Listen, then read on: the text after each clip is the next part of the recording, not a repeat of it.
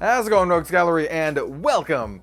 Today I am so excited to finally have Zach Bunn, the CEO and co-founder of Team Covenant, here on the channel to talk about new games, old games, Flesh and Blood, and a lot of other stuff, content creation, you name it. When I was thinking of people to have on the channel as part of the 10K celebration week, Zach's name was the first one I thought of after James White, and I am, like I said, very, very excited to finally be able to talk with him. I really believe that Team Covenant's values about community, about, you know, just gaming in general, really align with my own, and so this was something that I was really looking forward to. So kick back, relax, maybe grab a coffee, a tea, a beer, whatever you want to drink, because Zach and I talked for about an hour and a half about a lot of really, really interesting stuff. I think this is a very fascinating interview, so I hope you all enjoy it, and yeah, let's get to it.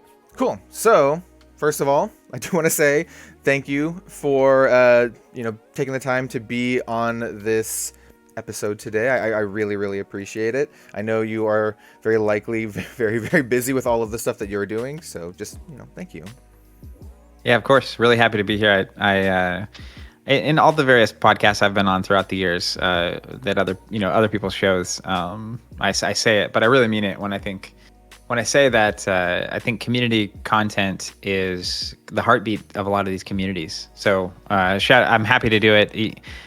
I don't think people that haven't done it, especially consistently over a long period of time, understand the amount of work that goes into creating content. Oh, yeah. And how hard it is. And especially early, it's exciting. In the middle, it's hard because all the early excitement, people leaving comments and liking your videos and gaining subscribers has kind of passed.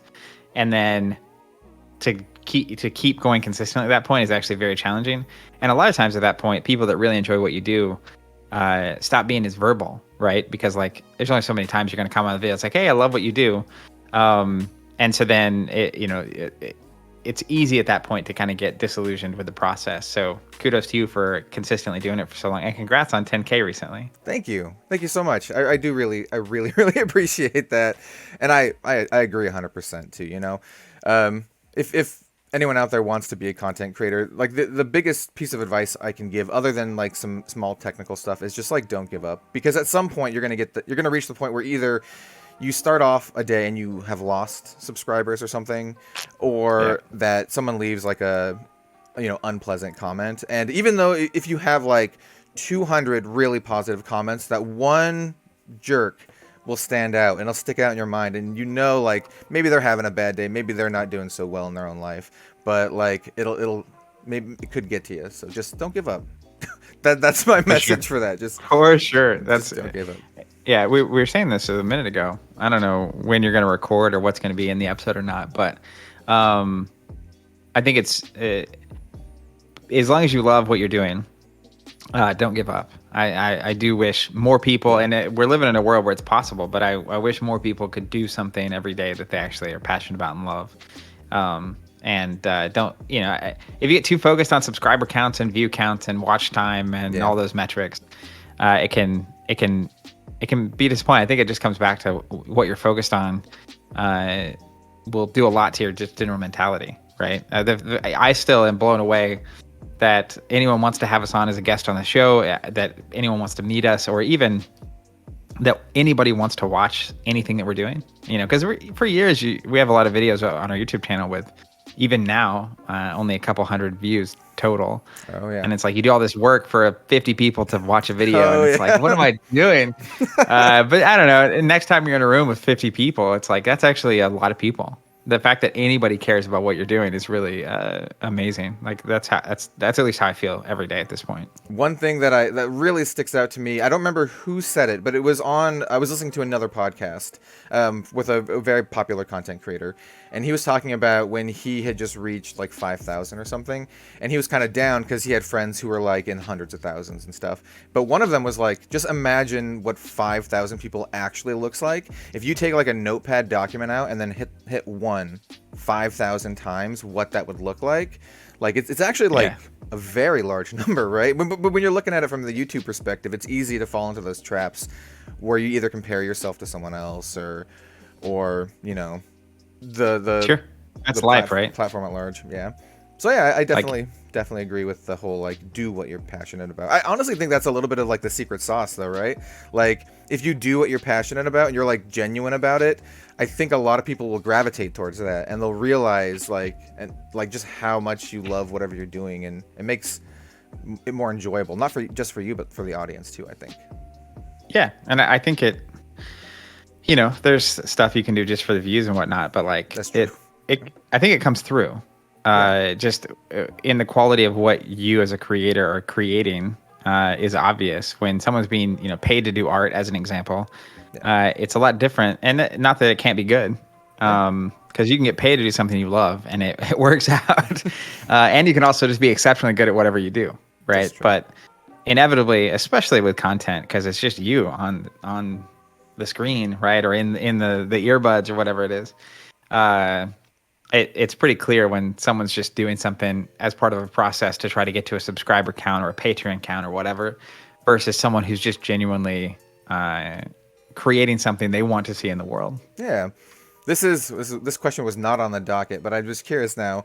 When you're making content, whatever it is, whether it's audio or visual or even articles or whatever, do you have a clear idea in mind, the target audience, whether it's to grow your audience or whether it's to supplement or serve your current audience? Because that's something that I like to think about every now and then when I make videos. Like, who is this video for? Is that something that you also like keep in mind when you do it, or are you just like, I think this needs to be done, go for it? I mean, I think it's mixed. I think we did so we have a podcast that we do most weeks, and we're approaching episode like 200. Nice. That's really good. And at some point in that podcast, we did an episode called Data Driven Death. Where we really go into this idea, because like, I started Covenant in 2007, so it's been a long time.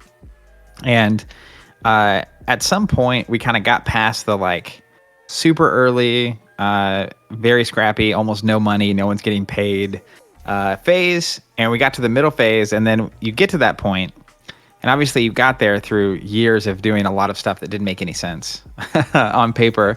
But at that point, it's really easy to start honing in, right? You get kind of serious about it, you take it seriously, and it's like, all right, what's going to get us the most views or the most customers? And you look at the analytics and the data, and you're really pouring through, and it's like, well, when we did this kind of video, we got more viewers, right?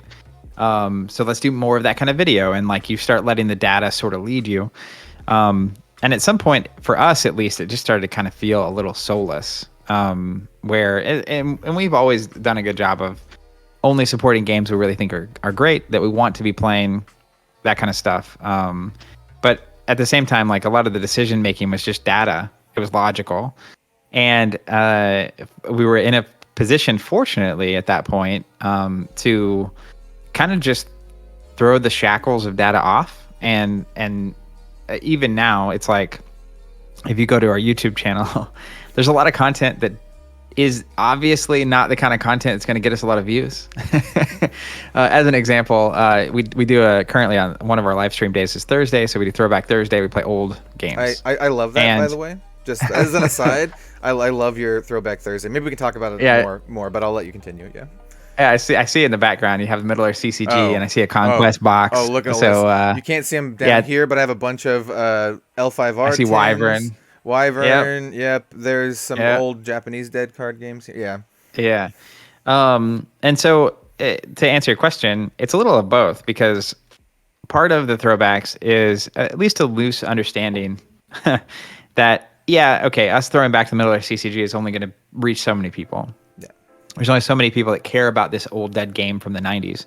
But also, there's a ton of people through those throwbacks that have been introduced to our channel because they played the Star Wars TCG growing up, and no one's ever done an HD video on YouTube for that game. So, like, here it is. And so that there is an awareness that we might be reaching new people from that.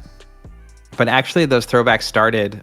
We started streaming 5 days a week when the pandemic hit, and the throwbacks were, essentially, we've always heard about a lot of these games, and we were interested in the pursuit of cataloging all these games. So creating HD videos of these games and showing them and experiencing them. But we were just as interested in actually experiencing that ourselves. And so finding those things is something we try to do a lot, which is, can we find something we want to do that we think other people would enjoy, that also might somehow someday make some amount of sense at all? Yeah. And if you can, that's when you're just, I think, in a fortunate position to do things that you care about that also are sustainable. And that's a constant push and pull, yin and yang, of doing what you love. But, you know, at the end of the day, we're a business. We have employees. We like to pay people enough to actually live their life and, you know, do basic stuff, healthcare, et cetera. So you have to also keep in mind that engine has to keep running in order for you to do all the things that you want to do that maybe don't make as much sense on paper. So it's a balance for sure. Yeah, I can say from my own perspective, as a somewhat variety card game channel, it's difficult. There's not a lot of variety card game channels that exist, and that's for a reason. Like, they typically just don't do well. And it is really sweet, like, putting out a video and being like the only HD version of that video on YouTube. Yeah. It's kind of a rare thing these days, because, you know, if you go into like the video game sphere, it's just like tons and tons of videos of like even the smallest indie game. But like, you put out a video on like the Zatch Bell card game or whatever. It has these little tiny books. I played it as a kid. I'm sure there's like not very many of those that exist. And so when you like Google search it or search it up on YouTube, you'll be like one of the top ones, which is cool, because you'll get those people who are like, oh, I remember this game. But also, like, I think for me at least, I like variety. And I like talking about these old dead card games too. And I appreciate that you guys do that too. I feel like we are somewhat kindred spirits in that regard, because I think there's value in those dead card games, not just from a gameplay perspective, but from a gameplay perspective. I like to treat some of these kind of like board games, you know, because you have them and then you can just pull them out and play whenever you want. But like from a historical precedence kind of perspective, you know, see where things have come before, and I think it's interesting. I think it's interesting, and I think it's very I don't want to say underrated, but I mean, as I would say, you know, you mentioned to me earlier that you were a film student. Yeah. And so, like, you know, I think you can learn a lot even in film by watching modern films and by watching older films, and to understand the history of film. And so tabletop is the same. That's part of why we wanted to do those throwbacks, is like, there's all these games we didn't play. In the 90s, we were kids. You can't play every game that comes out as a 10-year-old, right? Some are just too much for you. You also can't afford it. Even now, like there's so many CCGs that were coming out. There's no way. I'm gonna say my brother and I tried, because so like we would go to the LGS. We would like go to the LGS on our bikes. It was called Matt's Cavalcade of Comics in Corvallis, Oregon, and we would buy like whatever the starter deck of whatever the game was. So my brother and I played a ton of these card games as a kid, but they're all just like starter decks. We never like bought into it more than that. So like we both had Legend of the Five Rings starter decks. We had the Star Wars CCG. I think it was a white box of like how to play. Like a Hoth 2-player starter. Yeah, it was the one with Luke and Vader. Like, it wasn't Darth Vader and Luke Skywalker. It was just Luke and Vader. That's the one we had. And those games are like, because we were huge fans of Star Wars. My parents introduced us with the old VHS tapes. So my brother and I loved it, and that game and Legend of the Five Rings in particular stand out because they were both really difficult for us to learn as kids, compared to something like Pokemon, Yu-Gi-Oh, or Magic, or all these other easier, Harry Potter, all these other easier games. And then it's like, it's a very dense game. L5R, and we're like, you have like this economy, and you can win through like a bunch of different ways. And the Star Wars one was also just like, I don't understand this, but I really like all of the Star Wars stuff. So like, just kind of working your way through it. We this year we actually did a series on the Star Wars CCG. We just did our 10th video of the year on it. We're basically going from the very beginning. I had a box of every set. Ooh. And so we just open a box, build decks, and play. And we've made it all the way through, I think, like 7 of the sets or something. That can't have been cheap these days. I imagine those boxes are worth a little bit. Knowing what I know about buying all this stuff, at one point about a year and a half ago, prices were down, but now prices are not down anymore. Yeah, so fortunately, most of those were acquired pre-pandemic. Yeah. Like I've been planning on doing. Locally, I had a lot of friends that were interested in experiencing that game as well. That we all kind of missed out on it. We were too young as kids, and so I've been planning to do a series of like sealed events. Nice. At at our store locally, and then the pandemic hit. And so after we got to a certain point, I was considering whether or not to save it for when the store opens again to do that, or to just do the content series. Decided to go content because, again, that's a kind of historic game, and being able to document what it was like to experience that game set by set. I wanted that experience for a long time, but also felt like there'd be a lot of people who would love to be able to partake in that. And it's been amazing. The commentary for a game that's been dead for 25 years, basically, or, in air quotes, dead. There's a players committee and people kept it going and stuff. But for a game that hasn't been published in 20 years, it's amazing how many people still love it and like are getting into it and like are just loving that content. So that brings a lot of joy to us, getting to share that experience with all these people, regardless of, we don't sell anything related to that game. So there's no direct upside for us other than we just get to experience it. But I do think you're right. There's historical significance. And it just gives you context, right? Our podcast is very, I would say, industry focused. So we're players, we're retailers, we're people that have been around for a long time. We're content creators, right? You go down the list. And so it just gives you so much more context by which you can have these conversations. And so it's been really great that we're in a position where we can actually spend one of our 4 stream days a week doing old dead games. For those of you out there who haven't seen or know about their podcast, it is something that I have personally listened to.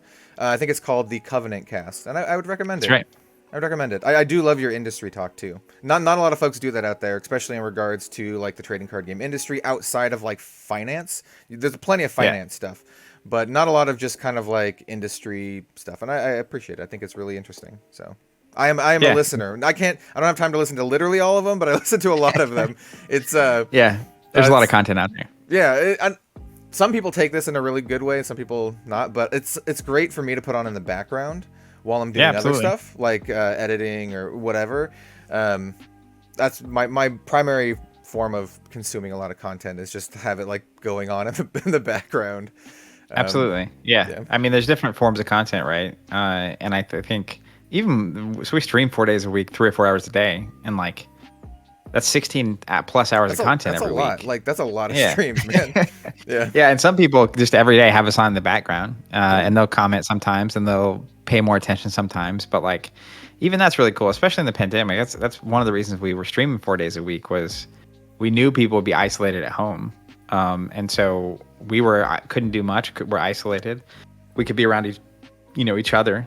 Me and Steven were kind of together at the very beginning of all of it.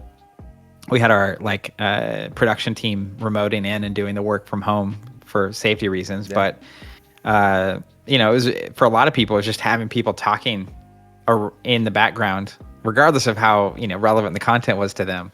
Was a certain sort of I'm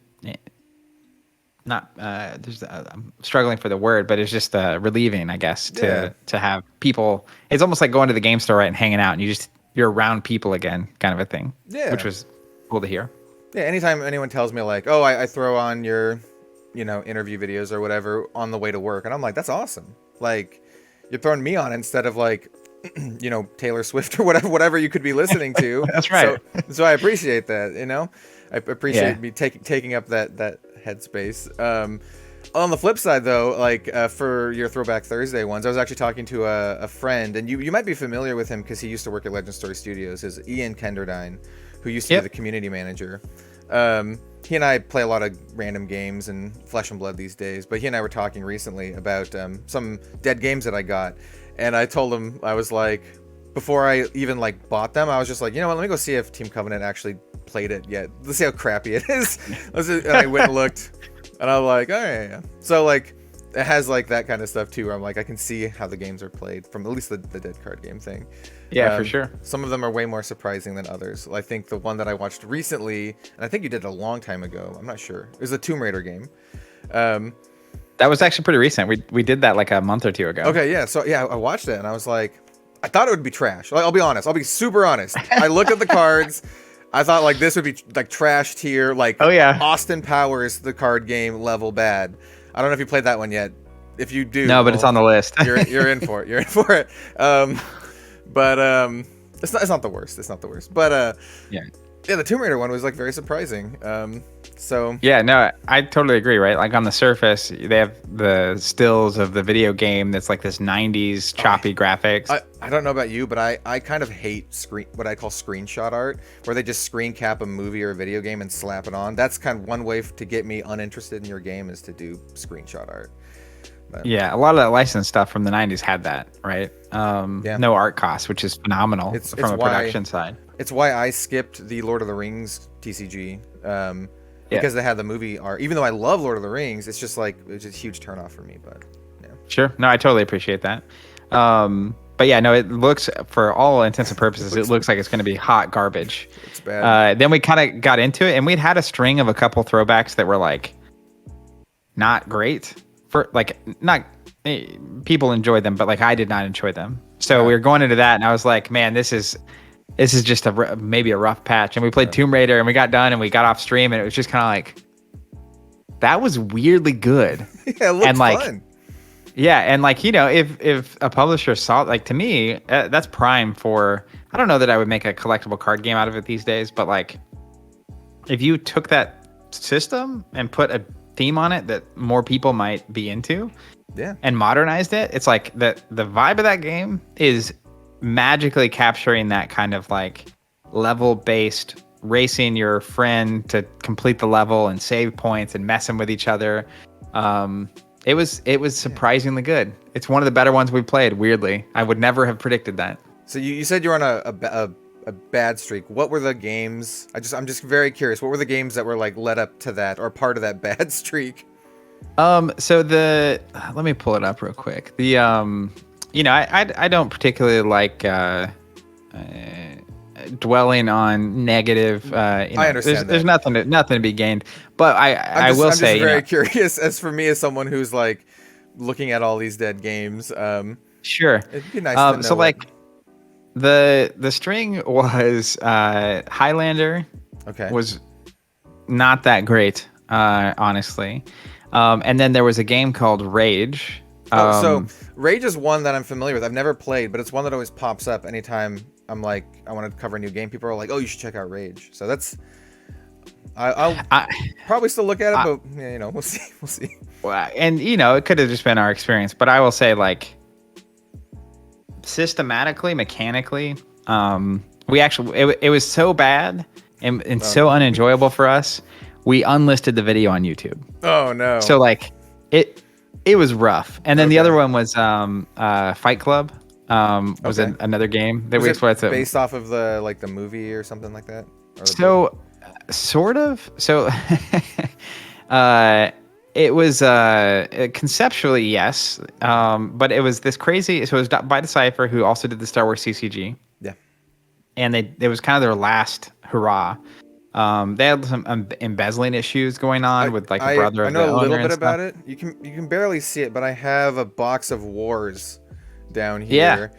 And I can make it out a little bit. I bought a bunch of them because they were dirt cheap. They were like $10 bucks. So I have a bunch of boxes of Wars inexplicably. So I know a little bit of the history of Decipher. But the idea of that game, which is, again, this is just industry history. It's crazy to know. Was, you know, number one rule of Fight Club, you don't talk about Fight Club, right? So they had a game that you could only buy directly from them online, and you could not buy it unless someone referred you. So you had to, join the Fight Club. But it was also kind of a multi-level marketing system where everyone you referred, you got a portion of their purchases moving forward. And everyone that you referred, everyone they referred got you a little bit less of a percentage, right? And it was stacked up. And so the idea was that, like, word of mouth, you're going to invite your 10 friends, they're going to buy it, they're going to invite their friends. But like, when I was in college and it came out, I was interested because I had been following Decipher and the concept looked cool, but then I couldn't buy the game. I didn't know anybody. And so then I just never cared about it ever again. And on top of that, the game itself was just not great. Right. Yeah. It was just not even really a game. So that if it had been a phenomenal game, maybe it would have been successful, but it was not it was worth seeing once. But past that, I don't look to get that on the table anytime soon. That's a really interesting like story about that. I didn't know about that. Like you had to refer someone. That's a very bold and experimental. That's one way of saying it. Yeah, yeah. These days, I can see like if that was a thing, people would just have Reddit threads of just like, refer me. That's what I imagine these days if someone tried that. Yeah, and that was like 2007, 2008. So the internet was starting to really boom, and like that's basically what it became, right? People were really invested because they had a bunch of people they had signed up, but they weren't really liking the game. So like it's this weird friction point. Do you have a favorite old dead game? Ooh, so I do. So I have a couple. I'm gonna put this on a couple levels, right? So I have a couple dead games that I like that aren't exactly old, that I think are really good. So there's one that was made by Bushiroad, that made for an American market. So it's a Japanese game made for an American market. The lead designer, it was Mike. Ooh, I forget his last name. He used to work on Magic the Gathering. He was a big Magic the Gathering developer, but he left the company a long time ago. An early developer. I forget his name. Mike something. People will know. People out there will know. Mike. Yeah, he's Mike. He invented slivers and a bunch of other Magic stuff. Anyway, it's called Dragoborn. Like I think the full name is like Dragoborn Rise to Supremacy or something like that. It's a dice game, but not really a dice game. I really liked it. It was really fun. I'm gonna take note of this. Yeah, it's Dragoborn. Yeah, it's got very anime style art, but it's like an anime fantasy style. Okay. I think it's a lot of fun. And enough so that I have a full collection. I have like one of every single card in the game. When the game died, I bought out a couple stores because they were fire selling it. So they're just like, we'll sell all of our product for $200, and I'm like, gimme, I'll just take it. So I just have a ton of this game. Yeah. But it didn't meet their expectations for the U.S. market. So ROI, et cetera. Yeah. Other than that, if you want to talk like really old dead card games, like pre-2000s, 90s, there's a couple. Like I really like Wyvern for a couple different reasons. I think it's we played that recently. Yeah, I watched that one. I think it's a fun, not super complicated game, but I love the how do I put this? I love the art. I find very charming. Let me put it that way. In a very old timey. Like the way I put it is, if you looked in like an old history book about like medieval England or knights or whatever, and you see like these old drawings, it kind of reminds me of that. Like these old like tapestry drawings from like old history books. That's what it reminds me of. At least for the first technically 2 sets, even though they split it. It's weird. Wyvern's weird. Yeah. In the a lot of those old games got weird. Yeah. For Chameleon, they got a new artist, and so the art looks, I don't want to say better, different. I'll say different. Art is different. More modern. Yeah, more so modern. And then I also obviously I really like Middle Earth. For many reasons. I love Middle Earth. That game slaps, man. Oh, it's so sweet. You can play it solo. You can play as like a ring wraith. It's so cool. And the art is phenomenal. Like I legit absolutely love it. And this is going to be a tangent. I grew up on, probably very similar to you, noticing all the Star Wars stuff in your background. I grew up on Star Wars and Lord of the Rings. So my favorite book as a kid was The Hobbit. It was one of the first books I read by myself. I love it. Love The Hobbit. And I really love pre-Peter Jackson artwork for Lord of the Rings. Absolutely. It's huge. It's like a direct like injection into my like nostalgia, right? Don't get me wrong. I love the Peter Jackson films. I think they're fantastic. I've watched them dozens and dozens of times. All the, extended versions, 3 hours long movies. But I love the old school art. It's so cool. And seeing like someone's take on a character is so cool. I think the old art, I'm exactly the same way. So I love Lord of the Rings. Lord of the Rings, the book was one of the first books that I read. The big tome.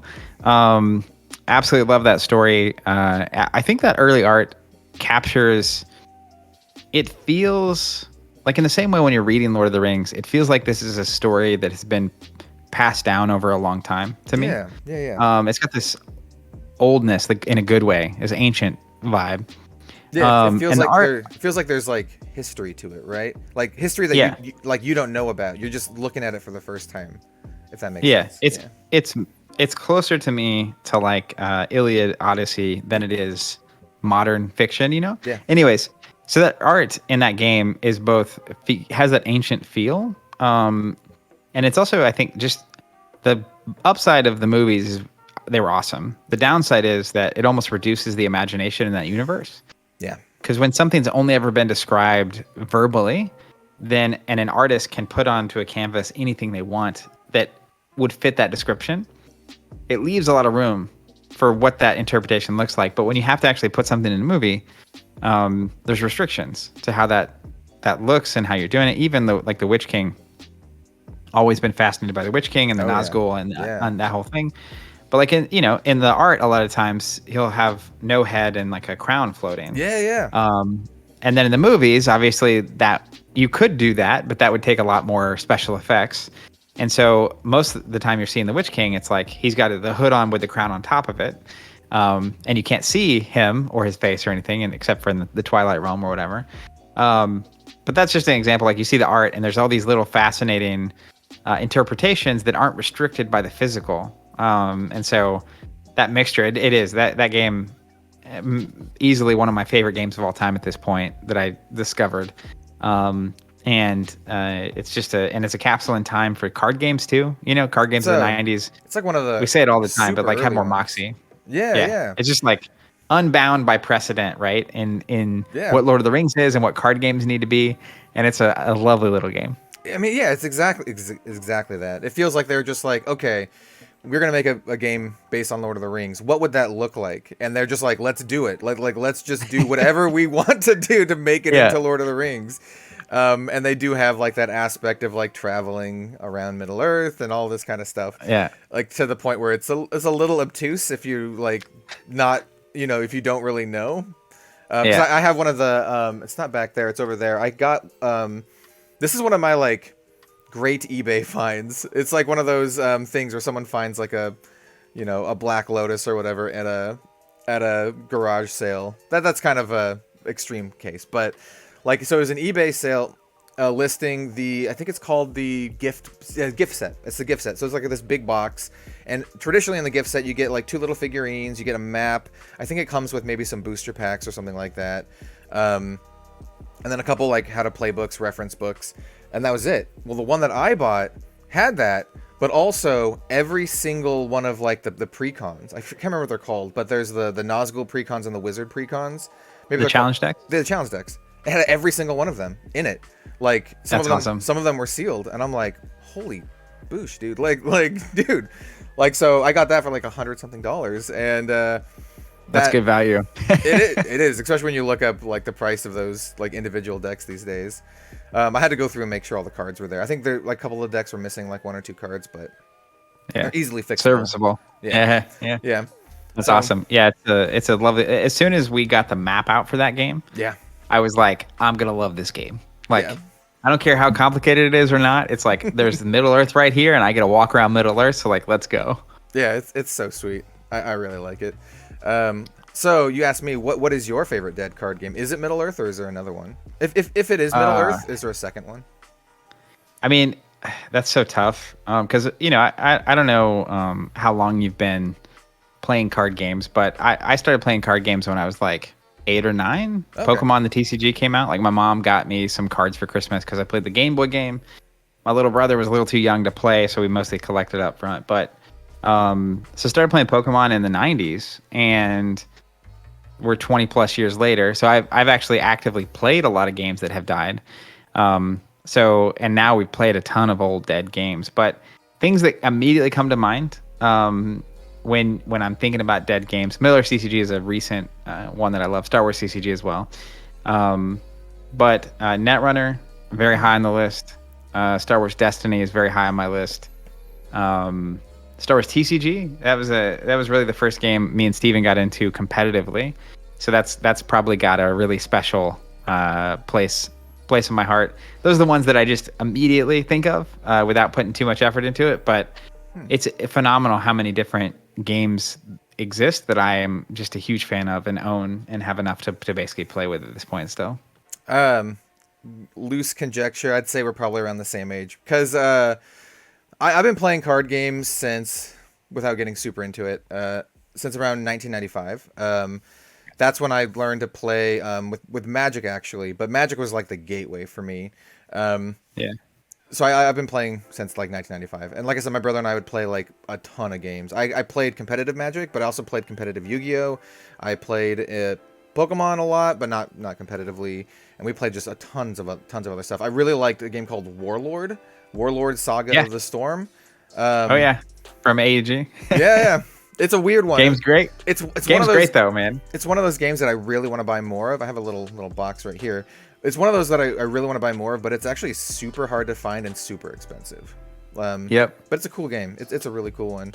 Yeah, we threw back to that sometime last year, and like that's a good example of when you play a game and you can recognize the system of the game is sound and interesting, and it has a hook. Yeah. And it's not overly that's the balance for me, is like, if it's going to be really complicated, there needs to be a really good reason for that. So I think about Star Wars CCG and I think about Middle Earth CCG. Yeah. They're really granular and complicated, but there's joy in executing those systems. They're not just complicated needlessly. Some things I would change if I were redoing them today.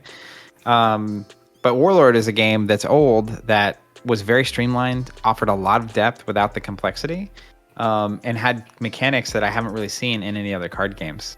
So that's definitely the kind of game that you might want to see get a second shot at some point. Yeah, it's a sweet game. I really love it. I love like the ranks. You can form ranks. It's really cool. You mentioned Netrunner. Netrunner is one of the games. I would say it's the #1 game that everyone tells me I should try. I've never played it. Everyone's like, play Netrunner, and I'm like, okay, which Netrunner? Because I know there's a card, like a trading card game version, right? And then they release like is it more akin to like a living card game kind of thing, or was it just like a board game box set? Like, I know there's two versions. So it was the CCG Netrunner. So it's designed by Richard Garfield as well, Magic, etc. The CCG version in the 90s. That version is really fun if you're into old dead games and like want something really wild. Okay. But then Fantasy Flight Games got the rights to the name and the system, so to speak, from Wizards. And they put out in 2012 the LCG. It was a just straight up LCG, living card game.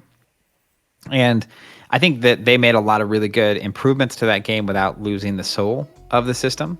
So that's the one I would recommend. But actually, after they lost the rights to do Netrunner back in like 2017.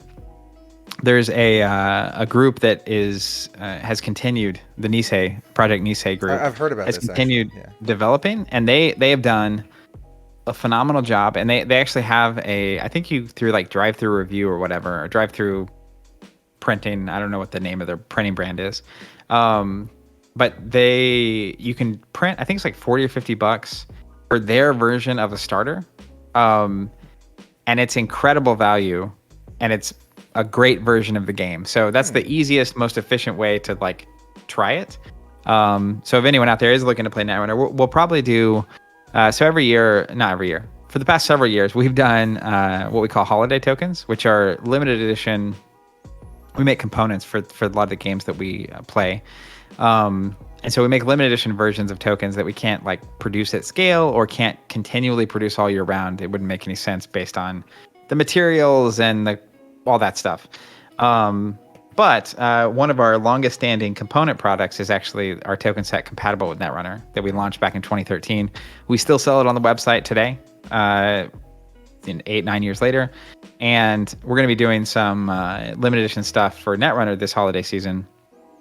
The reason I mention all that is we'll also probably play it on stream as well. Oh, okay. And we'll use that new starter set that they've been doing. They've been doing a phenomenal job. So that's like a self-contained board gamey kind of way to do it. They're also doing expansions and stuff, but that's not necessary to experience the glory that is that game. Yeah, I love how there's a couple dead card games that have these communities that have, I don't want to say brought them back to life, but continued the legacy. Because I did a video over a year ago. Every Halloween I like doing like a spooky game, and last year's was Vampire: The Eternal Struggle, or like Jihad. Yep. And the minute I put that video out, I got a bunch of people who are like, they're still making it. Like it's under, like it's called like the Black Chantry, and they just are making new versions. And I'm like, that's crazy. That's crazy. And I know that there's a big community for Middle Earth in Europe because I made a couple videos on this, and people are like, no, we still play it all the time in Germany. And I'm like, that's crazy. Yeah. So the Netrunner thing too is like, I love that, man. Like I love like people in these communities are so passionate that they keep the vision going. Yeah, I mean, cool. I think that's something we're as a company really interested in, which is we've been working for a long time on what we call 3.0 of our store, third version of our local store, and like one of our biggest dreams and goals, and it comes back to doing stuff you want to do and not stuff that makes sense on paper, is developing our store and our model where basically people can play whatever they want, and it makes sense. Most local stores, they have bills, right? Just like we were talking about earlier. They have employees, they have benefits, they have rent, they have insurance, they have inventory costs, all that. And so they necessarily have to sell stuff to make money to afford to continue existing, which is always true. But we're definitely excited. We think we may finally crack the code. And the vision would be, because I love Star Wars TCG. I was planning on hosting those draft events with those boxes at the store, which doesn't make sense for a store to organize or market or support. That's so awesome though. That's so cool though. If someone, for me at least, if a local store was like, we're gonna be drafting this old dead game, I'm like, I'm there. Like that's rad, man. Like I would love. Not only do you get to open up these old packs, but you actually get to play with them. With people, which is kind of rare, because even for me opening these packs, I gotta convince people. I'll be like, come on, just play the game with me, kind of thing. Yeah. You know? So I think that's awesome. Yeah. It's but the question is, how do you make that sustainable to do? So we've been putting a lot of work into that, and we'll see how it goes. But at worst, we'll be doing exactly what we want to be doing. So it's hard to lose when you're doing that. I look forward to hearing about that. That sounds awesome. Like once we open, you have to come visit. That would be sweet. It's a little bit, but I've never been to. You're in Tulsa. Yep, Tulsa, Oklahoma. I've never been there, so there's first time for everything, right? When we open, we're hoping. There's anytime, I think enough experience in business. When you work with third parties, you just stop being optimistic about the timeline. Yeah. So. In this case, right, like we're actually buying property and building a space, and so there's a lot of stuff that is out of our control ultimately. We're hoping to be open at some point in 2022. And when we do open, we're going to give people a lot of really good reasons to show up. So, at this point, the intent would be to host some pretty rad FAB events. So that would be probably an opportune time for you to come out if and when you ever are going to. But we'll cross that bridge when we actually have a store to talk about. Yeah. Let me know. I'm interested. You have piqued my interest. I would say. We were talking about. So we talked a lot about like dead card games. One topic that I wanted to ask you about, like specifically today, and this is just something that I've been personally thinking about a lot. And I know you've talked about and covered a lot of card games. I want to talk about newer games and your opinion on newer games, specifically like these Kickstarter games. I just want your general opinion, because like it's weird, man. Like it's a weird time to be living in, because it in some ways it feels like a retread of the 90s with all these games just being pumped out. But it's different because we have Kickstarter, and Kickstarter not just Kickstarter. We have Kickstarter and we have people investing in these games. I'm just curious on your opinion, and how much do you know about this too? I guess. So we actually recorded a podcast, our next podcast yesterday, which will probably go up the day we're recording this. So by the time this video goes up, I don't know when you're going to post this. Probably in a few days, probably, yeah. Okay. So it should be the latest episode of the Covenant Cast, where we are essentially talking about nostalgia and then also talking about this exact thing, which is it does, the way I characterized it there was that it almost feels like we talking about the history of these games. The 90s, there was kind of this CCG gold rush because Magic came out very successful, and then CCGs were coming out all the time. Everything from Tomb Raider, as we mentioned, to Buffy the Vampire Slayer, the card game, to I mean, it's crazy. Pac-Man. I mean, it just keeps going. The number of games that we're getting, card games. And in the 90s, it was obviously the tabletop market was very young, especially the tabletop as we know it today. So Magic came out and totally revolutionized the entire industry, strictly. And so you had this big opportunity being created, and people were trying to strike gold, right? And then fast forward to 2015, and very few of those games from the 90s are still around. Some of them are continued through like committees and player groups and stuff. But it's the big three: Magic, Pokemon, Yu-Gi-Oh, and then you occasionally have games coming out like Destiny or Dragon Ball Super. But the collectible genre seemingly was solved. It just kind of was what it was, and it felt a lot like maybe like the car industry, right? Like it's really tough to become a new manufacturer of cars because there's these giant companies who have a stranglehold on the market, and you need a ton of money and a ton of resources to even think about trying. And for most people that have that kind of money, that's not the investment they're looking to make, right? Is this big risky thing that costs all this money. So same with the CCG, right? It's this big risky thing that is hard to pull off, and most people fail at it. So most publishers are making board games. They're going to Kickstarter, right? Because you can avoid even more risk. You don't even have to make the game if it's not going to be successful. Miniature games start showing up there, and now we're starting to see CCG start showing up there. But on top of the Kickstarter trend, you have this other thing going on that was the pandemic and the boom of CCGs again, right? All the old dead CCGs, even the Middle Earth CCG and the Star Wars CCG and like you were talking about Warlord. Warlord's expensive. Yeah, like it's really expensive. That's crazy, right? And so you have this big boom in the market, and we talk about this on the podcast more for people that really want an hour-long conversation with me and Steven about this one thing. But there's differences now. The CCG market is totally different. It's on fire. There's investors. There's tons of people. The audience is way bigger than it was in the 90s. Like tabletop has grown significantly. You have things like MetaZoo making a deal with Walmart to be distributed. That's crazy. Yeah. MetaZoo is another thing we talk about a lot in that cast, but it's a miracle to me that game exists. Like, it's just, again, I don't. I'm not interested in bashing things that other people may enjoy, right? But like as a Pokemon kid, MetaZoo to me was like, that's interesting. And they have the hook, which is like things you can literally see in your environment change the rules of the game, so to speak. Those are cool hooks. And then I watched a gameplay video, and like systematically that game looks awful to me.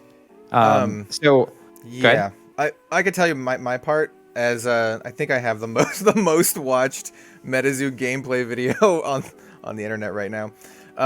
It's grindy, man. At least for the first set, Cryptid Nation, it's a slog. It really is. It's something that they really need to focus on. So just looking at the game, but then we're in a different time zone, right? There's collectability. There's Steve Aoki getting involved. There's like weird Logan Paul Pokemon craziness, and like who knows, right? So then recently we've seen a couple Kickstarters launch for TCGs, and they're at like $800,000+ each in funding. Yep. And the craziest thing to me about it is being strictly candid and getting to the point. I feel like we're at the beginning of the second gold rush. You see games like Flesh and Blood doing very well. They were a little ahead of the gold rush. Yeah. And then you see old games like Magic, Pokemon, Yu-Gi-Oh have the secondary market price of all the old stuff. And the current like Pokemon boxes right now are crazy to get. Going crazy. And so then at that point, right, I think big business looks at that and says, maybe there's opportunity. Like on the podcast I talked about the fact that I won't be shocked if we see another Star Wars collectible game, another Lord of the Rings collectible game. For sure. Because like the reality is people looking at spreadsheets saying we have this license, there's this market that's going crazy, we should put something out, right? So you have that, but you have the other side of this, the new trend, which is Kickstarter exists. Yeah. So, and Patreons, right? I know, I think it was Nostalgics, the game, had a Patreon before. So it's like, but the craziest thing to me about the whole thing, I think we're at the beginning of a CCG rush. I think it's a bubble that is eventually going to burst. There's going to be a lot of people in the market, from people like Nostalgics and MetaZoo all the way to whether it's Asmodee, who has the Star Wars license, or someone else gets the Star Wars license. I think big money's going to get in the game. And so it's going to be a bloodbath, honestly. Just strictly honestly. And the fascinating thing about the Kickstarters to me, and it's what made FAB so interesting. It's the opposite of what made FAB interesting to me. So when we played FAB, it was a collectible game. There's cold foils, but like when we first started playing FAB, there wasn't even this idea that there would be anything but first edition, right? Or alpha. Yeah. There wasn't unlimited. There wasn't crazy prices. You could get boxes for $75 a box. First edition, Welcome to Wraith. Oh yeah. Our original bundle was a box of Welcome to Wraith and Arcane Rising first edition with 2 cold foil weapons randomly. Like different category, but like the thing that was preeminent with the FAB story was this game is phenomenal, right? We've created this system that is different. It's doing the game differently. You pick a character, you get your armor, you get your weapon. It's got this pitch mechanic. It's just this whole thing going on. Whereas like I look at those Kickstarters and like the first thing they're talking to you about is like supreme collectability. Yeah. Right. So that's something that I can't help. I don't know if this is just me being cynical. I'm usually not a cynical person. Anyone who watches my channel, I don't make negative content. I like to be positive. I like to talk about things that I enjoy rather than things I don't enjoy. It's just me, you know. But I look at these Kickstarter things and I see like exactly that. Like they talk about collectability, print runs, exclusivity, and I can't help but wonder what percentage of the people backing this are backing it because they want to play it because they think it's going to be fun, or they want to make money off of it. And the cynic in me says probably a lot of people who just want to make money off of it and don't actually genuinely care about the game and the gameplay. And for me, that's one of the reasons why I'm super every time one of these games pops up, because I'm known for covering like these little indie games, because I talked about MetaZoo before it exploded, and I talked about a bunch of these other stuff, and people always share. I know they share every time one of these pops up. They're like, "Are you gonna cover this game? Are you gonna back it?" And a lot of the times I'm just like, I don't know, probably not. Like yeah. the D Spirits, Nostalgics, there's Akora, there's so many of them, and I'm just there's like Grand Archive or something like that. Yeah, there's only one that I'm actually interested in, but that's for a whole other thing. It's called Sorcery. That's a whole other thing. I'm just like I don't know like the percentage of people who genuinely care versus the percentage of people who are just like, I want this for money. And if it is like that, like if it's like even half of the people who only want it because of money, then like what's your player base? Like I don't know. Mean, I'm with you. I think we're similar in that like it's a little anathema to us because I think we're very player forward. Yeah, right? Yeah. Me too. Even earlier talking about wanting to make a store where you can play whatever you want, right? Like that's just our mentality. Yeah. But then I look at MetaZoo, who it seemingly even into the second, third set is doing very well, and selling a lot of product. And like, I genuinely asked in our podcast, right? And I'd be curious here if you're watching this video to leave a comment about this, which is how many people are buying MetaZoo absolutely love the game? And how many people are either just collectors or investors? And like, if there are people out there that genuinely just love the game, I'd love to hear from them. And what you think about that game is incredible, because I'm not saying it in like a, MetaZoo sucks kind of way.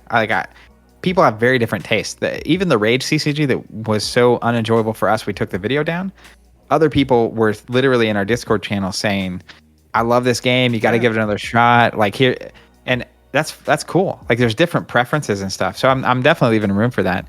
And I'm also leaving room for the fact that like, I know a ton, like my niece, when she first started collecting Pokemon, didn't play. And so like, technically collectability, like baseball cards are successful still somehow.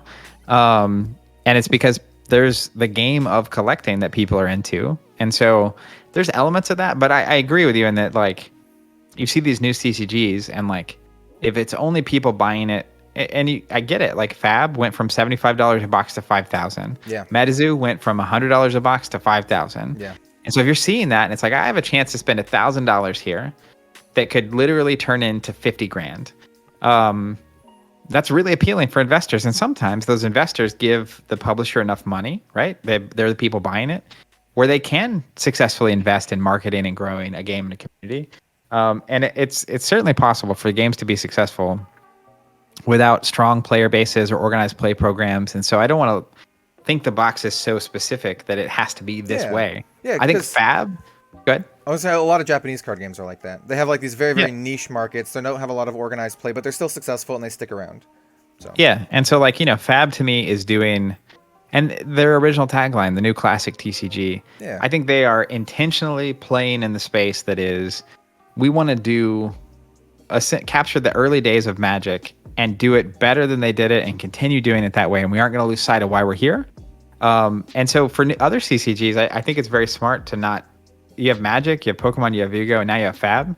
Trying to compete in that space is going to be tough, right? Yeah. In that traditional way. So who knows? I do think we're at the beginning of another CCG gold rush. And I think in the next 10 years, right, 5-10 years, even more games are going to come out.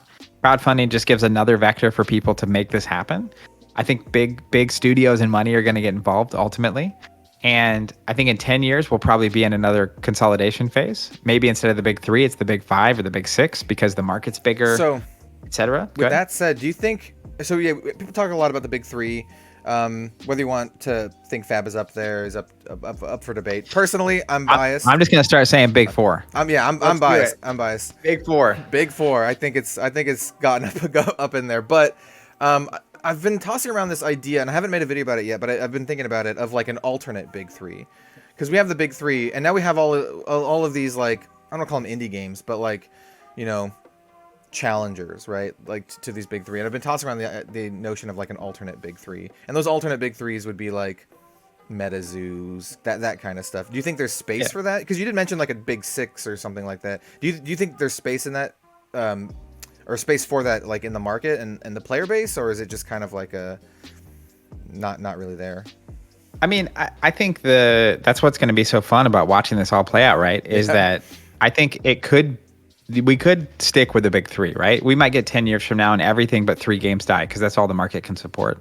But I also know that like Magic and Pokemon and Yu-Gi-Oh are huge. Yeah. And so like you could divide the Magic audience in probably by 20 and still have enough resources that for most studios that would be a successful game. And so like if everyone that played Magic just decided to play something else, I think we could have 10 to 20 successful CCGs in the market, right? You can't have, it would never work under Hasbro and a public company because they're going to have to constantly grow. But I honestly think that's why you see them pushing so hard into digital, because that's where there's growth opportunity. That's cost efficient money to make, right? You don't have to print, you don't have to ship, you don't have to give stores discounts. You get to sell directly to customers. And recent reports we've been seeing, right? And we have never really dabbled in Magic or sold it or followed it super closely. But it seems like they keep leaning digital and their sales are starting to wane physically. All these other things to buy are coming out, right? Yeah. So it's the kind of thing where if Magic ever decides that, hey, it's just not worth it to print this anymore, right? I think that's like a big market shift. But the reason, to kind of answer your question, I think it could be that we end up with another different big three. I think it could be that some of the big three stick around. I think it could be a big 6 or a big 10. And, I think it could also, you look at like any other industry, right? You have so many examples of how this could go. But I think about like coffee, for example. That's an industry. I love coffee, constantly, drinking coffee. But and they take a lot of heat. But I think Starbucks revolutionized that industry, right? They made a product that was very approachable and enjoyable by a wide range of people. And I kind of think Magic is the Starbucks here, right? I would agree with that. Yeah. People that are really into tabletop games and card games specifically are like, there's way better coffee. You know what I mean? Yeah. Like, there's way more interesting and nuanced and tasty and like other options. But like Magic is just kind of and Hearthstone, the similar vibe for me, which is like, there's way better games out there, but like this is a game a lot of people can appreciate and understand and play, and they have the benefit of having the audience, right? Yeah. Like, where do you want to meet to chat with an old friend? And it's like, let's just go to the Starbucks over here. Or what do you want to play this Friday? And it's like, let's play Magic or whatever we've been playing. So the reason I mentioned that though is look at even in the US, the coffee industry now, and there's thousands and thousands of these smaller, more curated coffee roasters and coffee shops and all that. And like, what's sustainable? I mean, that's what's really cool is that like, even kind of pivoting a little bit to a game we partnered with Plaid Hat on Ashes. Oh yeah. To do a pretty unique way of doing a game. We call it the player-driven production, and we basically got into an agreement with them and partnered with them to say if at least 1,000 people are signed up for a subscription for this game, they're going to keep making this game, right? Yeah, that's super cool too. Different way of doing it, but the point there is that like there are ways to do this that are sustainable. I think about the local coffee shop. They're never going to be a 200 store chain with marketing and like CEOs and CFOs and all this, but it doesn't have to be that. And so like I look at some of these Kickstarter CCGs and it's like, you know what? If you can find your 2,000 people and they're buying enough boxes to like make this make sense for you, right on, man. Like go for it. That's awesome. And the reality that we're looking at is we want to help create stores that allow anything people are into, they can play that, right? And so I think that the diversity gets higher, and I think the options get better. And there's downsides to spreading out the community to all these little pockets of community instead of, Friday night's magic. There's an energy and a healthy nature to that fact. But anyways, point of all that is it is interesting. I agree. You're picking up on an interesting trend in the industry, and I'm not shocked by it at all. And I'm very interested to see how it's all going to fan out in the end. Me too. I just, without getting too much into the weeds, like I look at it and I see MetaZoo and I'm like, there's these other games popping up like D-Spirits and Nostalgics that feel like the exact same market, and it's just like, I don't know, it feels like a battle royale's coming. Like there's only gonna be like one or two standing. We'll find out who, if at all, like if any of them are still standing. I think like if you go back to 93 and Magic came out. Oh yeah. If we've been having a conversation, it's like, hey, in 2020, which of these games is going to be alive? Well, let's just even advance to 2000 after Yu-Gi-Oh! Has come out. It's like, I don't think most people would have gotten it right saying, oh, it's Magic, Pokemon, and Yu-Gi-Oh! Yeah. Like, but I doubt that would have been most people's pick. Magic at that point, 7 years in, they're probably going to be okay. But if I had looked at Yu-Gi-Oh! At that point, I would have been like, there's no way Yu-Gi-Oh! Lasts 3 years. Just looking at the way the game functions and the stats and the mechanics and stuff. So like, you just never know. Like it's pretty wild, all the things that have to come together. It reminds me of like, I say this a lot about winning big tournaments. It's like, you have to be, in my mind, truly big tournaments with serious, people playing. You have to be very prepared. You have to be very good at what you do. And you also have to get a little bit lucky. Oh, 100%. And I think people downplay luck both positively and negatively in the way the industry works out in their own lives and stuff. But like, recognition is the ball has to bounce the right way sometimes, and for you to be successful. And we'll see. Who knows how the ball is going to bounce ultimately? And the market's big enough; it can do some crazy stuff at this point. Yeah. And also, speaking of big tournaments, I want to congratulate you for your ProQuest win in Orlando. Not saying you got lucky.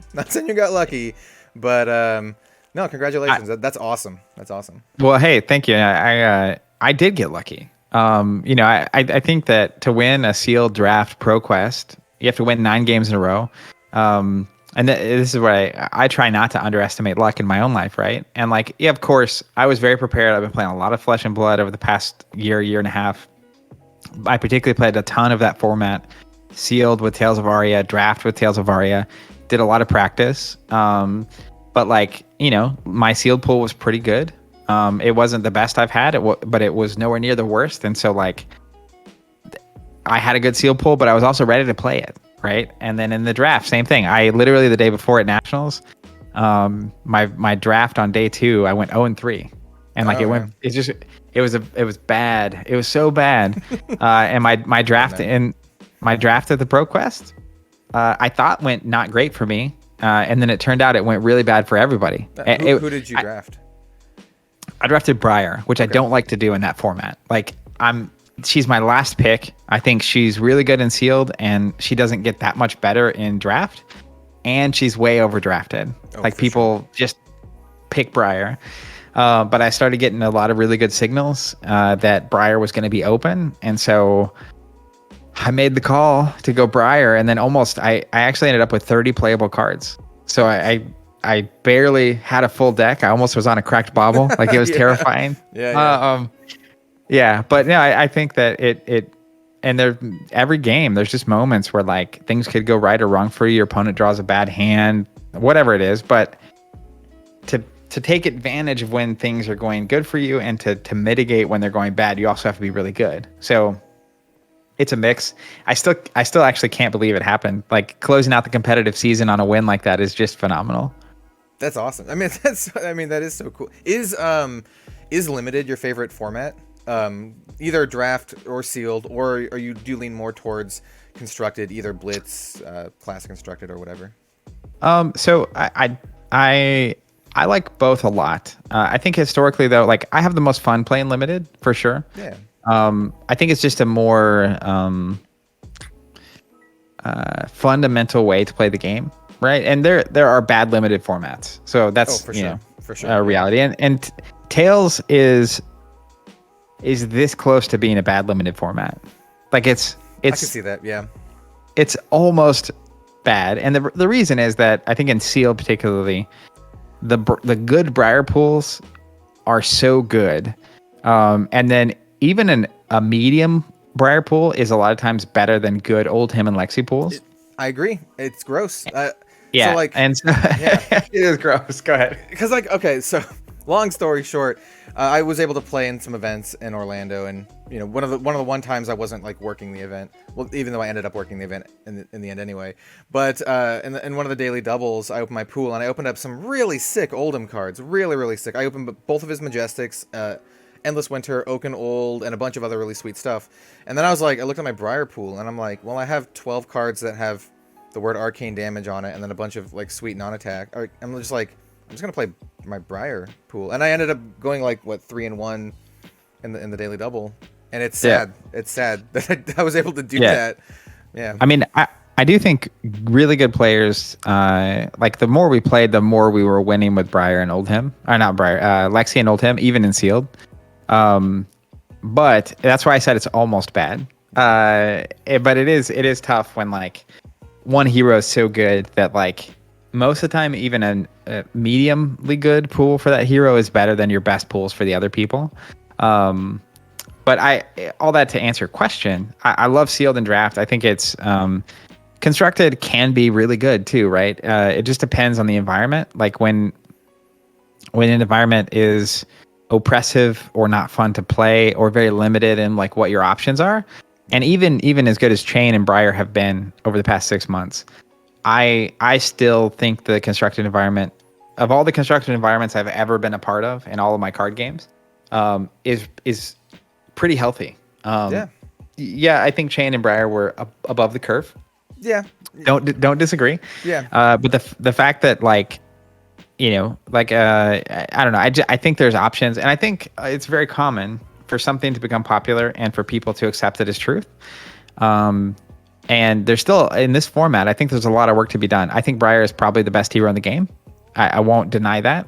But at the same time, I don't think it's like so good I win 95% of my games. I think a lot of heroes can get her in the 50-50 range.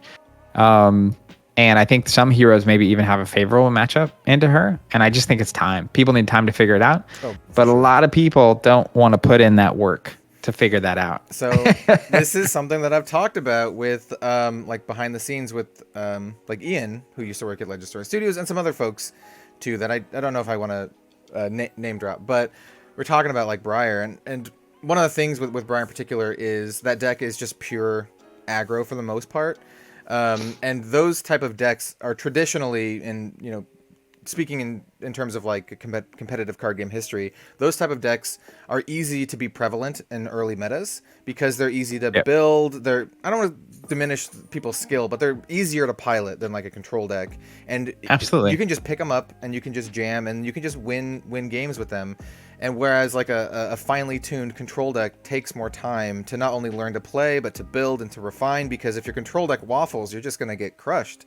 But if you're aggro deck, you can still just, I play my 0 cost 4 attack card, right? Yep. How's it go again?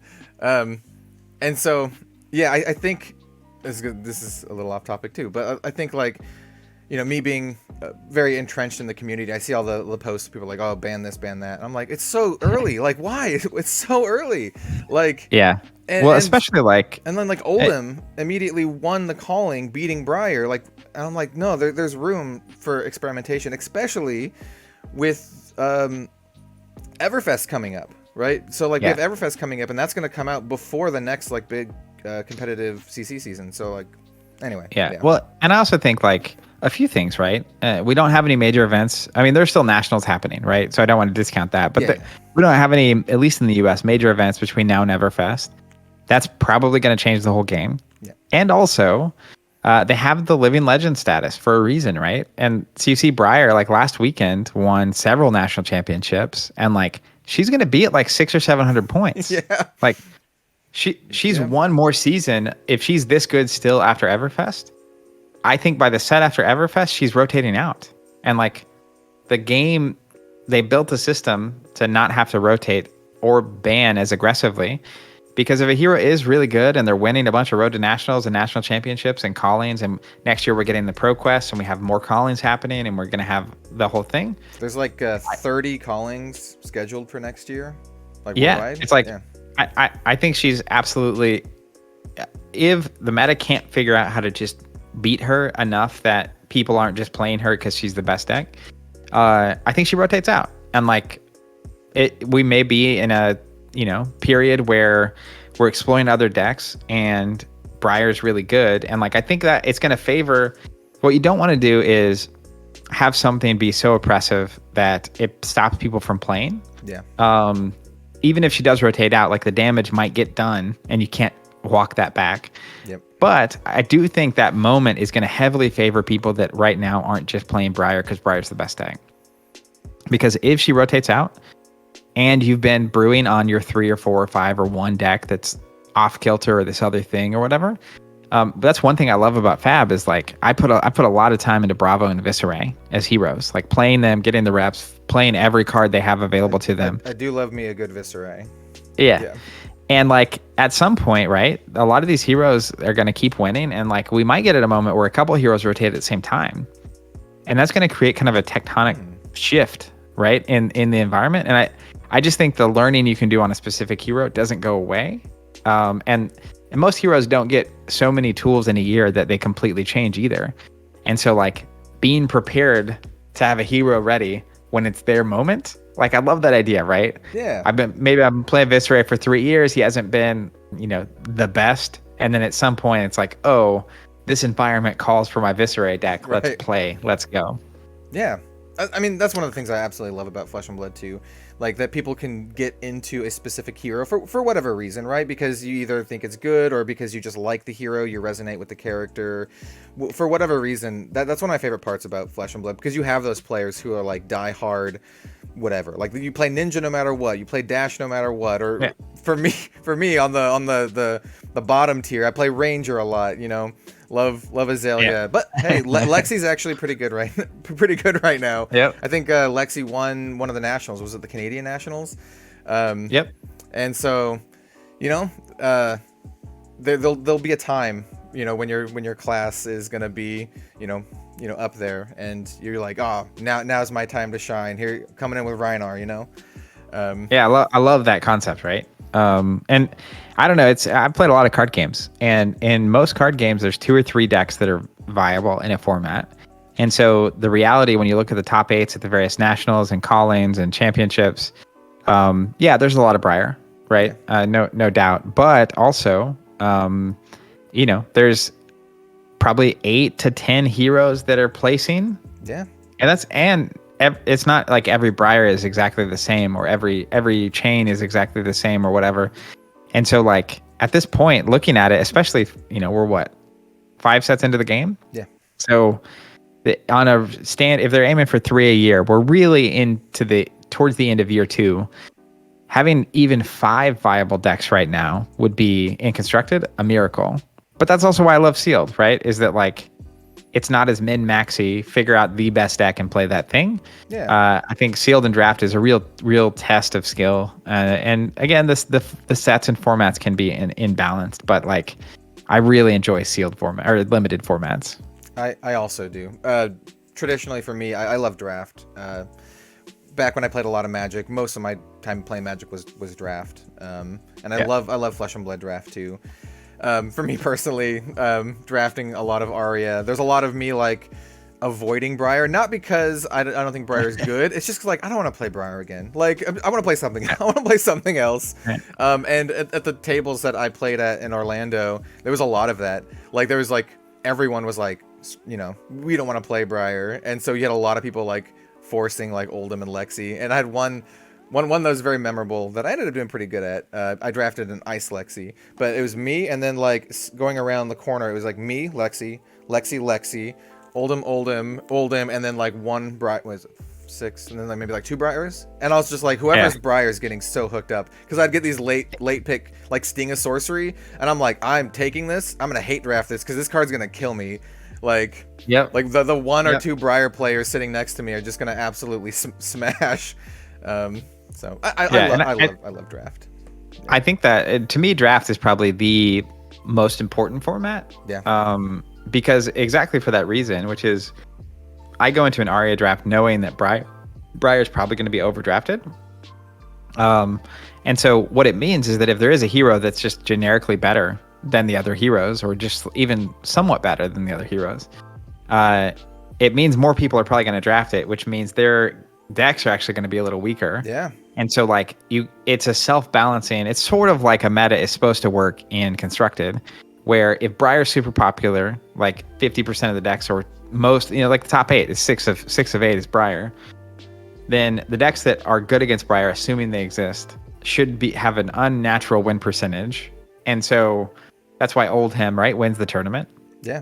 And so if that becomes true, then enough people will start playing Oldhim that Briars will start making the cut less often, that it opens the meta back up, right? But then there comes the flip side, which is if enough Briar mitigation happens, then eventually people will stop playing the thing that mitigates Briar, and suddenly Briar's playable again. Right. And it's this cycle that continues, right? Tournament after tournament.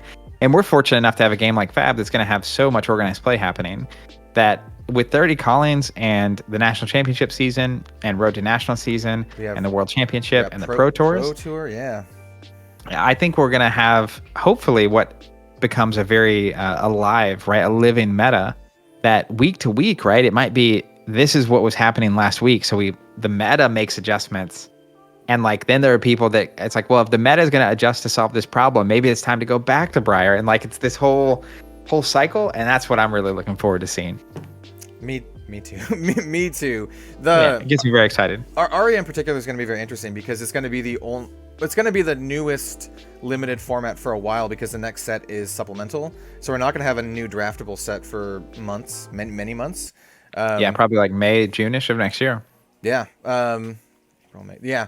We were guessing in coverage, and this is not like a secret or anything, that we're probably not going to see any big events in the US, like callings and whatnot, until after April, because that's just kind of how the timeline is lining up. And didn't the announcement they make say the first Pro Tour was in the US in April? Yeah, that makes sense. But the Pro Tour is a very interesting thing. I don't know how much you want to talk about it, but like it's like you're the host. it's like an invite only thing, right? So it's not like a big event like the calling where people can just come and play side events unless they make it into that. And I have no insider information into this right now. Yeah. I know is that they asked me to do stuff for it, and I'm like, yeah, I'll do whatever. Like if you want me to do coverage, I'll do it. I honestly, I won't be surprised if they do it sort of like the national championship weekend, where it would make a lot of sense to me if you're going to have the Pro Tour to also have a calling happening that same weekend.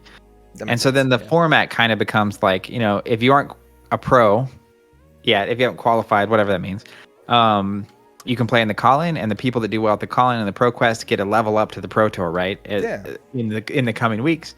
So I wouldn't be shocked, because if you're going to host a big event like that, then like I would assume you want the opportunity for a lot of people to come. Once you start renting convention centers and stuff, But you could also keep it smaller. Like if you just want a couple hundred people at a pro tour, you can rent a smaller facility and stuff. So I'm at this point very excited about Everfest, of course. Love Ari and the theme and all that. Me too. I'm so excited for Everfest.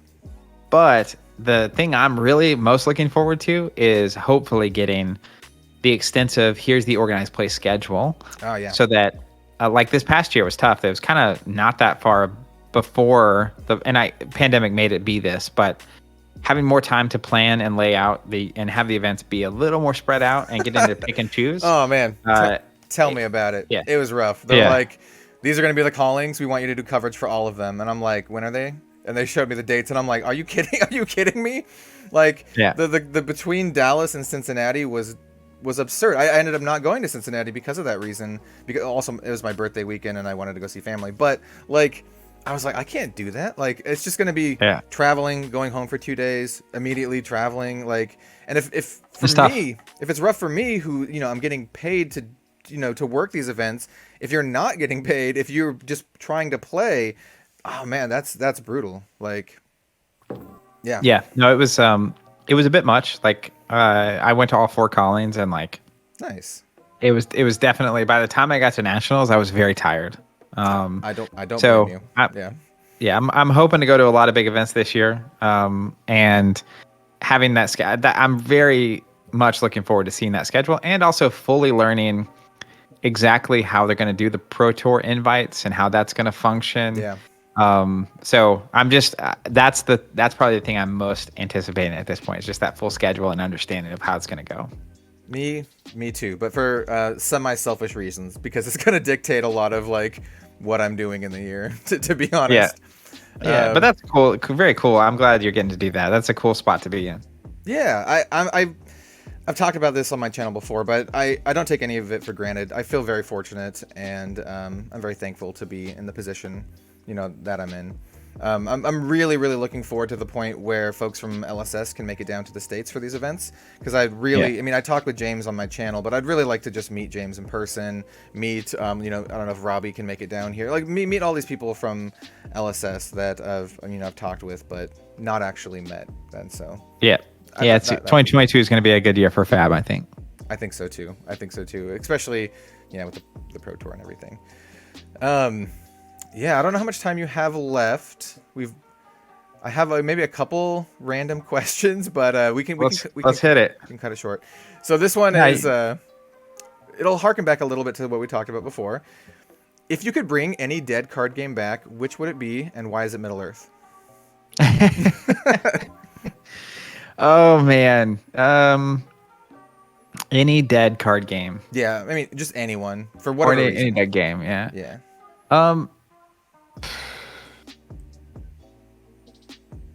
I think if I could bring any game back, truly, it would probably be Netrunner. Okay. And the reason I say that is like there's something about the Star Wars CCG and Middle Earth CCG that I'm okay with the nostalgia of it. If they came out again, I would of course be very interested. But Netrunner to me is the game that just feels incomplete. Like it never fully got its shot. The CCG was cut short, lots of reasons. The LCG, they lost the license. The game was growing. It was healthy. So that's a system that I think has yet to be fully explored, has very modern applications. It's a very modern style game, needs at least work to actually exist. And of course, it's being carried on by Nisei right now, but that's probably the game that if I could see get another shot, I would like to see it get its shot. I would have guessed Netrunner based on our conversation today. That would have been my guess. So many people speak so highly of it. I really should check it out. Yeah, it's the most underground classic there is, right? There's just something special about it for sure. Yeah. And if have you ever entertained the idea of making your own card game? I know it's something as a lifelong card game player, it's something that I've thought about. Not super realistically, but just, toyed around with. And after talking with James a lot and learning about where he comes from and designing and creating Flesh and Blood, it's just something that I've been thinking about more. So have you ever, or you and/or Steven from Team Covenant, thought about designing your own game? Yeah, I think that's as a card gamer, that's a conversation that you have a lot, right? Yeah. It's like, if I could change anything or do anything. But ultimately, as an organization, there's a lot of things we want to make better about the industry. And there has, at no point ever at this point, have we ever felt like there was a shortage of very talented people making great games. Agreed. So it's less interesting to us for that reason, because like there's all these other problems, you know, like, right. And that is something that is already being done so well. So supporting great publishers is way preferable to us. Now, if there weren't any games that we were really passionate about or whatever, like it's something we would definitely consider, but it hasn't really ever broached that. Now, I will say, when we first started, we were definitely working on a game in the background, just concepts that, you know, lots of car rides and conversations and stuff. And then, you know, over time, I have also less because it's actually anything I want to pursue, and more as like a art form almost. Yeah. I have definitely designed a game that I've been stewing on for years, that may or may not be very applicable to a galaxy far, far away. Okay. Just as again, I have no intent of doing anything with it. Yeah.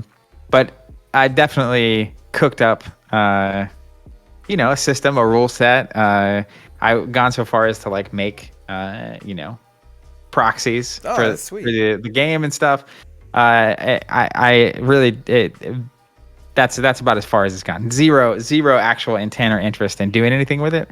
But it was helpful process just to understand what it's like to go through that and to design. And like, you know, it's easy now to look at stuff and be like, how did they miss Dustblade? It's so good. But like designing a system is challenging, and then developing for that system is tough. So like they've created, I think FAB is probably the best system that I've ever seen. It's so good.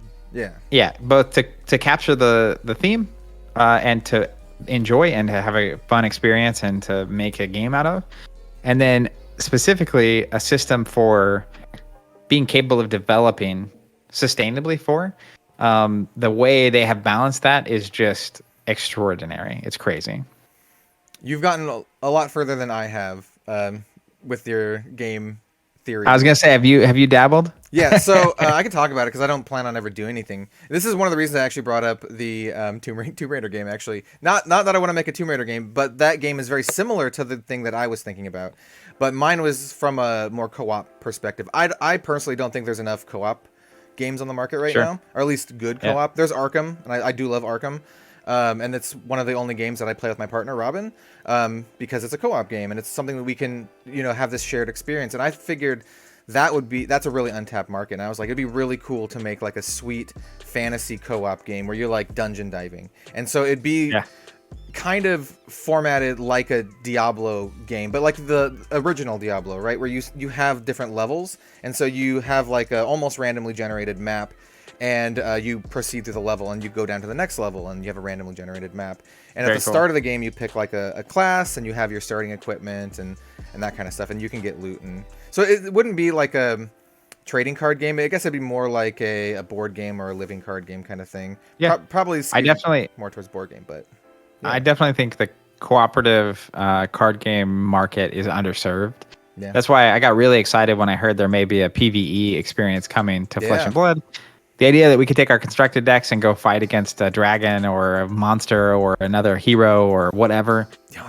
Very exciting. I also think that team formats are something that is way underutilized. Like I would love to see a national championship with teams from different countries battling it out, right? That kind of stuff. Even local team events. I think team is one of the most social, fun type of games that you can play. I wouldn't be surprised if we see something like that.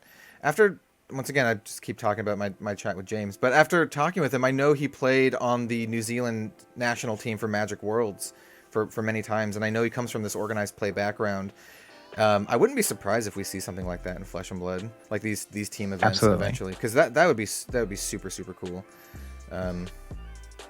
If the community is big enough, the problem with formats, even Blitz, right, is kind of a problem right now because like it's a little divisive, and some people like it, some people don't, and the community locally is really not big enough that you can just divide it into two preferred formats. Like right now, our store's closed, but one of the main stores in our town that hosts regular events, they mostly do Blitz, and I never go because I'm just not a huge fan of that format. And so having a format like that, at first, it was a really accessible format that we enjoyed, and like we went from sealed and draft to that, and it was like felt good. And then you go to constructed, and I'm looking back, and I'm like, man, I don't really want to go back. And so it's tough. Yeah. It's just a tough thing to do.